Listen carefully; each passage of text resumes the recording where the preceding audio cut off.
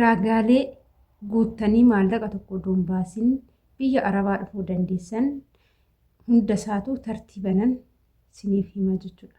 Asumarraanis immoo lakkoofsa ejensii kiyyaa ani ittiin dhufes viidiyoo kana keessattan isinii maxxansa. Isin viidiyoo kana daawwachuudhaan hanga dhumaa daawwachuudha. Haguma daawwachaa deemtan lakkoofsa illee asirraa argattu jechuudha. Kanaafuu isin gaheen keessan viidiyoo kana keessa waan barbaaddan qofa argachuudha. Ulaagaaleen yeroo ammaatii fi yeroon duraanii maal faatu barbaachisa? Shamarri takka biyya Arabaa dhufuuf maaltu ishee barbaachisa kan jedhu guutuusaa viidiyoo kana keessatti argattu. Kanaafuu isinis immoo wajjumaan turaa jechuun affeerraa keenya egaa nagaallee dagannee ashamaa harka funee kabajamtootaa fi daawwattoota hordoftoota keenya nageenyi koo kan jaalalaa fi kabajaa bakkaa fi lafa jirtanitti isiniif haa baay'atu. Anis obboleettiin keessan bakkaa fi lafa jirutti waaqayyoof galannaa ga'u nagaa fayyaa kootidha. Isinis akka nagaa fayyaanaaf taatan waaqayyo irraa abdii guddaan qaba. Egaa akkuma jalqaba isinii ibsuu yaaletti jechuudha. Haala ulaagaalee biyya Arabaa ittiin dhufanii fi waleen haala kamiin biyya Arabaa dhufti kan jedhuu fi karaa ejensii waleen ittiin dhuftee lakkoofsa isaanii asuma keessattan isinii maxxansa. Isinis immoo firoonni keessan obboloonni keessan namni keessan kan dhufuu barbaadu yoo jiraattanii viidiyoo kana keessa lakkoofsichas ni argattu isiniin jedha. Baasii tokko odoon baasinii maallaqa tiikeettii osoo hin kaffalin tiikeetti si jammar warroota dallaalanitu maallaqa tiikeettiidha nyaata malee tiikeettiidhaan nuti murannee tiikeetti gonna biyya Arabaa dhufnu hin jiru. Kan tiikeetti nu muree nu ergu madaamota nu fudhatassanii jechuudha. Kan inni itti beekutti malee tiikeetti mataa kiyyaa muradhee biyya Arabaa hin beeku. Ijoolleen dallaalaan dhufanii gaafa biizan deebee birri tiikeetti jedhanii dallaalaa birrii kaffalan yeroo baay'ee nan dhagaa. Kana eenyumaa kaffalu kan jedhus anattis gaafii uuma. Egaa qaxxitumaan gara viidiyoo yoo isin dabarsee shamarri takka biyya Arabaa deemuuf gaheettidha. Hojii biyya Arabaa hojjechuu ni dandeechi kan jedhu waggaa 20 hanga 25ti umuriirraa jalqabna jechuudha. Waggaa 20 hanga 25 yoo guutte biyya Arabaa gaafa deemte hojii mana madaamii ulaagaalee isaa eeddee hojjechuu dandeechi jechuudha. Garuu waggaa 20 gadi yoo taate hojiin biyya Arabaa waan ulfaatuuf hojjechuu hin dandeechu kan jedhu seeraa haala ittiin dhufiinsa biyya Arabaa keessa jira jechuudha. Inni itti aansu immoo waraqaa dhalootaa yookaan immoo happy birthday isa jedhasan guyyaa dhalootaa kan jedhan san inni sun waraqanni suni qabalee gandaatti itti dhalatte sanirraa ba'a jechuudha. Qabalee itti dhalatte sanirraa ba'a. Akkasumas immoo ministirii kutaa 8 akkasumas immoo mattaawqaa jechuudha. Jidduu kanatti ijoollee baay'een kan rakkachaa jiranii mattaawqaadha happy birthday guyyaa dhalootaati fi waraqaan kutaa 8 kaardiin kutaa 8 maqaan achirra jiru wal fakkaachuu qaba. Maqaan happy birthday maqaan mattaawqaatii fi maqaan kaardii kutaa 8 tokko ta'uu qaba. Akkasumas umuriin tokko ta'uu qaba. Bari dhalootaas tokko ta'uu qaba jechuudha. Yoo ati kaardii kutaa 8 irratti maqaa biraa ta'ee mattaawqaa irratti maqaa biraa ta'ee akkasumas immoo happy birthday irratti maqaa biraa ta'ee sin keessummeessanii jechuudha warri ejensii. Kanaafuu maqaa tokko ta'uu qaba. Erga ulaagaalee kana maatii biraa xumurteen boodatti gara eechadhatta qaxxituma paaspoortii baafachuu jechuudha. Kara paaspoortii baafachuuti kun. Erga paaspoortiinis immoo maqaa sanii wal fakkaatee ba'a jechuudha. Waraqaatii qabattee deemtisaniin wal fakkaatee ba'a jechuudha. Kaffaltiin paaspoortii immoo 5,000 jechuudha. 5,000 paaspoortii kee ni baafatta. Yeroo ammaa kana 5,000 jechuudha. 5,000 jechuun paaspoortii ashchokkaayinis ni jira. Ashchokkaayin aga 20,000 jedhu san beekwaan keessa hin jiru. Garuu immoo 5,000 paaspoortii ni baafatta. As deebiteet immoo erga paaspoortii baafattee of harkaan geechee immoo wanta of harkaan ga'uu qabdu dirqama si barbaachisus immoo COC jedhani. Barumsa COC ni baratta jechuudha. COC jedhama. COC kana ni baratta jechuudha. COC'n kuni baatii tokko haga baatii lama sitti fudhachuu danda'a.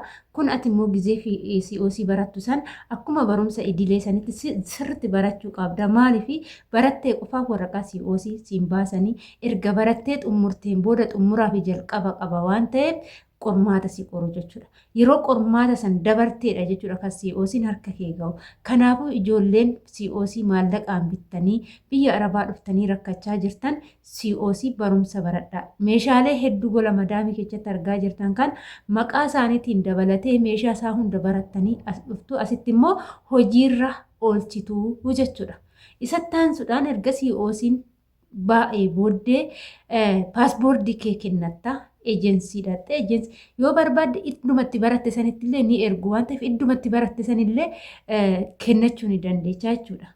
Yoo barbaadde immoo ejensii biraa ejersii maraxxeetu deemtu hedduu jira waan biraa maraxxee deemtus ni jira waan ta'eef yoo immoo ejensiin achitti baratte achitti hin kennu yoo jette ejensii biraatti kennachuu qabda. Sumattan kennadha yoo jette dallaala tokko odoo of keessa seensisiin ejensitti paaspoortii kee kennattee galta.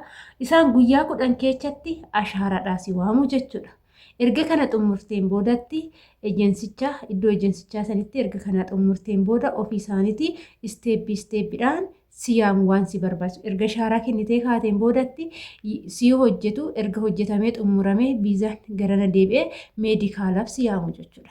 Meedikaala yeroo si waamassanii amman beeku meedikaala ani gizeen dhufu 2,700 meedikaala galee garuu immoo amma 5,000 ta'ee jira meedikaalli akkan dhagayetti jechuudha. Odeeffannoo yeroo ammaa haala yeroo ammaa kana keessatti meedikaalli qarshii 5,000 galee jira. Amma COC yeroo ammaa kan barattu COCnis 5,000 jennu meedikaalillee 5,000 yaa jennu walumaa galatti 10,000 yaa jennu. Barattee yoo xumurtee jette erga meedikaala kaateen boodattoo meedikaalaan duuba kaffaltiin jiramoo hin jiru kan jedhudha. Meedikaalatti aansee kaffaltiin biyya Arabaa deemuuf si barbaachisu hin jiru. Kan si barbaachisu maallaqa biyya Arabaa dhufuuf kan si barbaachisu tokko yeroo paaspoortii baafattu maallaqa kaffaltee baafattaa. Maallaqa paaspoortiin 5,000 ashokkoota 20 jedhu ani keessa hin jiru siniin jedhee 5,000 akkasumas meedikaalli 5,000 COC'n 5,000 walumaa galatti 15,000 jechuudha. 15,000 kanaan alatti masaafaraa makiinaa deemtuun alatti biyya Arabaa dhuftu baasiin ati baastu tokkollee hin jiru.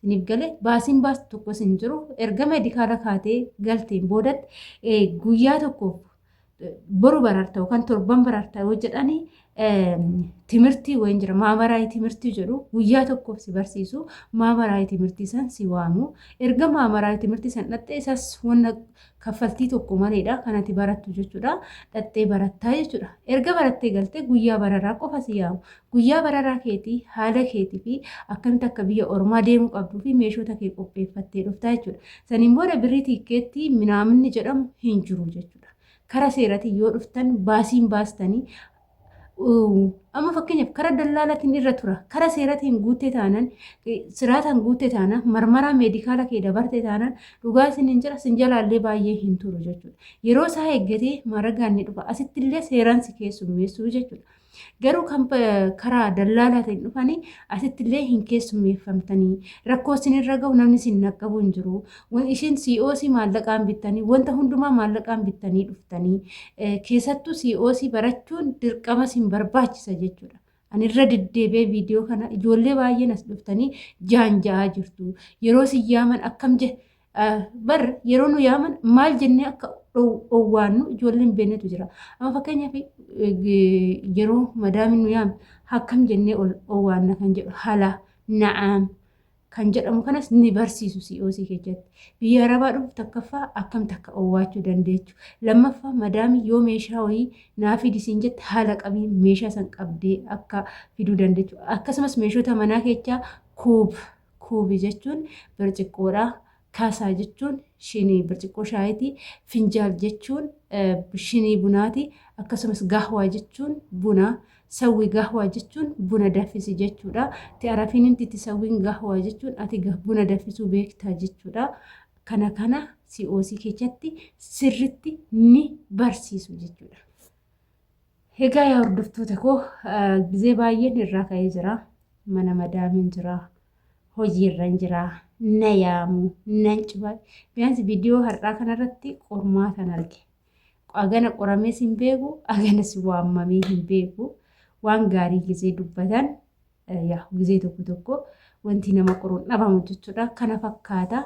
Kanaafuu yaa obboloota koo haala kanaan ulaagaalee duuba isaa eeggadhaati koottaa isiniin jechuun ani affeerraa keessanii dhagam beekurraayin isinii qoode viidiyoo kana laayik gochuudhaan haadhoo koo biyya arabaa hojjechuu barbaadda taanaan seera kanneen guutitii koottuu karaa seeratiin karaa nuti ittiin dhufne ittiin dalaganne ittiin milkoofne atis immoo dalagattee milkaa'uu ni dandeecha waaqayyoo wajjin jechuudha. Ani gizee jalqaba dhufellee ani birrii takka hin kaffallee deebee lammatallee karuma ejeensitiin guuttadhe akka isinitti meera.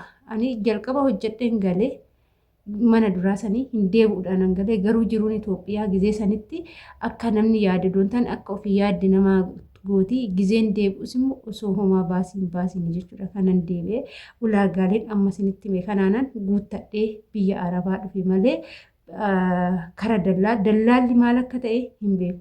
Tokkoffaa dallaalatti gaafa paaspoortii kee kennite qormaata gurguddaatu si mudata. Yoo dallaalichi paaspoortii kee of harkaan ga'e yoo ta'e maallaqa haga kaffaltuufitti maallaqa barbaada waan ta'eef kara ta'eenis ta'u kara lukaatiyyaa ta'u kara suudaan kaartoonii ta'u kara wayitiin akkasii milkaa'u xaaraa jechuudha.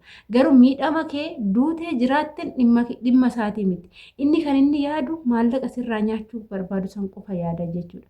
Kanaafuu dallaalatti paaspoortii keechaan kennuun hin barbaachisu.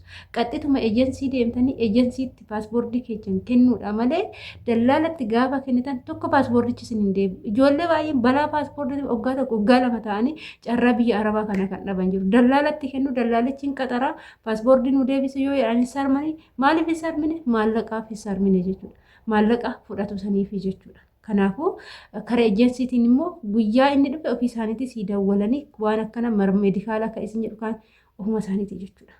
Garuu dallaalichi immoo kara ta'e ijoollee baay'een kara lukaatiin dhufaa jiru. Dallaalaan guutanii raawwatanii dallaalichi kara qaxxaamuraatiin lukaaffaa kara suudaan kaartoonii kara yeman ijoollee baay'ee fixaa jira jechuudha. Kanaafuu dallaalatti paaspoortii keechaan isin kennatinaa yoo isinitti hafe haa hafu biyya Arabaa malee dallaalaan dhufuuf obboleettii keechaan fira keechaan hin gorsinaa isiniin jechuun ana obboleettii keechaan waleetuu birraayii turtiin wajjin gootanii ulfaadhaa galatoomaa isiniin jedha. Egaa viidiyoo kana hanga xumuraa dhaggeeffadhaa hanga viidiyoo biraatii walitti deemtii turtii gaarii.